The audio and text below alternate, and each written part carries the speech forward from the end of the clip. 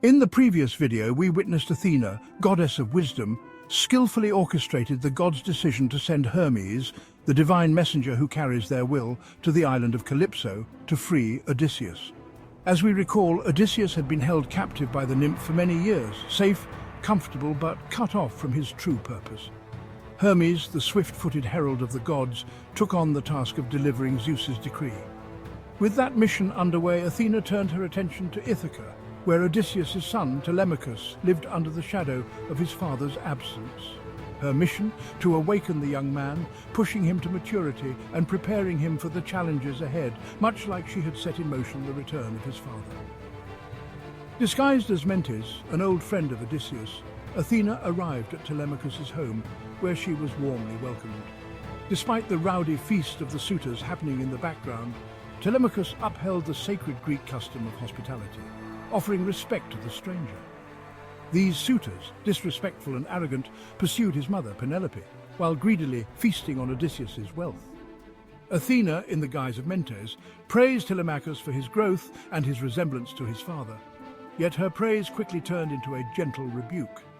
She criticized his passive acceptance of the suitor's disgraceful behavior and challenged him to step into his role as the man of the house.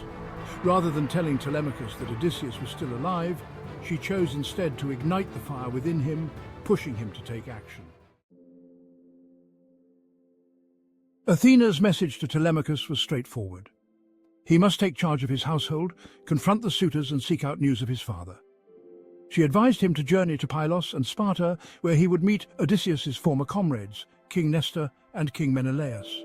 These noble kings, recognizing Telemachus as the son of Odysseus, would honor him, praising the legacy of his father and offering him guidance. It would be an opportunity for Telemachus to learn from those who admired Odysseus, thus gaining confidence and maturity. Additionally, Athena's instruction to travel was not just about seeking news, but about Telemachus embarking on his own journey into manhood. By meeting these men who fought alongside his father, Telemachus would gain a deeper understanding of his father's legacy and strength. Athena's methodical guidance was a crucial step in turning the young man from a passive figure into a decisive leader. As her final gesture, Athena revealed her divine nature by transforming into an eagle, the sacred bird of Zeus. This powerful symbol further reinforced her message. Her guidance carried the full support of the king of the gods. The sight of the eagle soaring into the sky strengthened Telemachus' resolve, giving him the confidence to follow her advice. After Athena departed, Penelope descended from the upper chambers, her face partially veiled, and stood by the central pillar of the hall. She asked the bard to change his song, as the tale of the Greeks returning from Troy brought her too much sorrow, reminding her of Odysseus and filling her with grief. With Athena's divine encouragement fueling his resolve, Telemachus stepped forward. For the first time, he spoke with authority, asking his mother to return to her quarters and declaring to the suitors that he would summon an assembly the very next day. There he would demand that they should leave his home and put an end to their shameless plundering. This was a significant shift. Telemachus was beginning to take on the role of head of the house, a position long abandoned in Odysseus' absence. That night, as the feast continued in the hall, Telemachus withdrew to his quarters. Sleep did not come easily. Instead, he lay awake, reflecting on Athena's words and the challenges that awaited him. His resolve strengthened. Telemachus knew he could no longer be passive. By dawn, his determination had crystallized. Telemachus, now resolute, donned a large sword and prepared to summon the people of Ithaca. He called for a formal assembly, the first in years, where he accused the suitors of destroying his estate and demanded they leave. With newfound boldness, he declared his intention to sail to Pylos and Sparta in search of news about his father. If he discovered that Odysseus was alive, he would wait one more year before declaring him dead. If not, he would encourage his mother to choose a new husband. He even invoked divine retribution, warning the suitors that the gods' punishment awaited if they continued their plundering.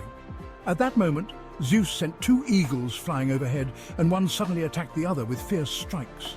An elderly prophet interpreted this as a powerful omen, declaring that it signaled Odysseus' return and that a harsh divine punishment awaited the suitors for their misconduct.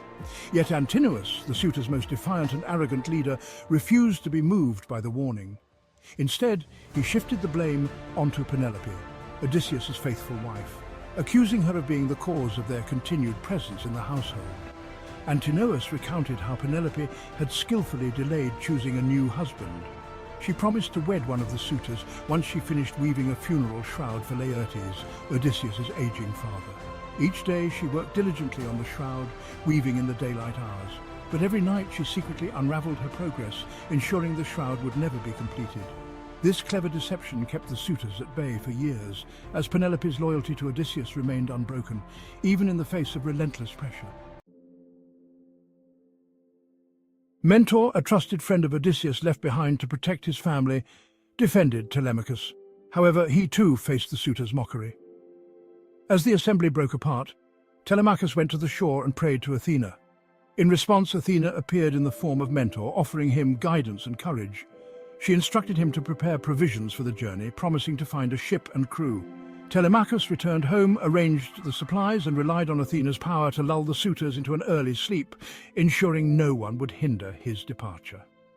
Late that night, everything set, Telemachus embarked on his journey, taking his first true step toward destiny. Thus, Telemachus' transformation had begun, spurred by Athena's wisdom. The name Mentor, a figure of trust and guidance, has endured through the ages, becoming synonymous with wise counsel. In our next episode, we will follow Telemachus and Athena as mentor to travel to Pylos and then to Sparta, seeking news of Odysseus and testing his resolve. How do you see Telemachus' growth so far? Do you think Athena's intervention was vital, or could he have found his courage on his own? Have you ever felt the presence of your own Athena, a moment of sudden clarity or inspiration pushing you to act? Or do you wish for such a powerful awakening to guide you forward? Share your thoughts in the comments. Thank you for watching.